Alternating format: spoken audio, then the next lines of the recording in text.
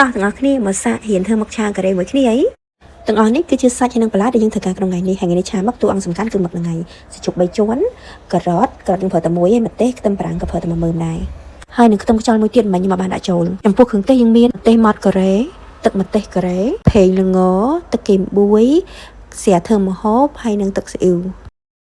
ដំបូងយើងយកបន្លែទាំងអស់មិញហ្នឹងមកលាងទឹកឲ្យស្អាតហើយចាត់ជាចំណិតឬប្រទះតូចធំតាមចំណង់ចំណូលចិត្តរបស់អ្នកទាំងអស់គ្នាអីទេបន្ទាប់មកទៀតយើងមករៀបចំសម្អាតមឹកនេះខ្ញុំបកស្បែកលាងទឹកឲ្យស្អាតហើយយកទៅចម្អិនប្រហែលជា1នាទីឲ្យតែដាច់ទឹកបន្តិចទៅបានហើយលើកមកវិញហាន់ជាចំណិតបែបនេះហើយទុកមួយឡែកសិនឥ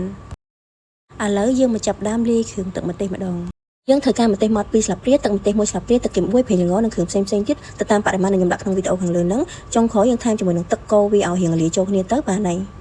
ចំពោះកន្លែងនេះអ្នកទាំងអស់គ្នាកុំភ្លេចត្រៀមចានកឋុនដែកមួយឲ្យធំតិចមកណាហើយដាក់សាច់បន្លែមឹកដែលយើងចាត់មិញហ្នឹងដាក់ចូលទាំងអស់មកដោយសារតែកឋុនខ្ញុំទូចពេកចានដែកខ្ញុំទូចពេកចឹងឲ្យបានដាក់អស់ហើយយើងប្រឡាក់ជាមួយទឹកម្ទេសច្បាច់វាឲ្យសព្វប្រឡាក់មានយើងប្រឡាក់វាទុកចោលប្រហែលជា15នាទីទាំងអស់គ្នាច្បល់ឲ្យសព្វសាច់អញ្ចឹងមករៀងចូលជាតិហើយ15នាទីក្រោយមកយើងយកមកចម្អិនបានហើយយើងដាក់ខ្ទះដាក់ខ្លាញ់ក្តៅហើយចម្អិនវាខាងអ្នកទាំងអស់គ្នាមើលទៅសាច់ជ្រូកឆ្អិនហើយ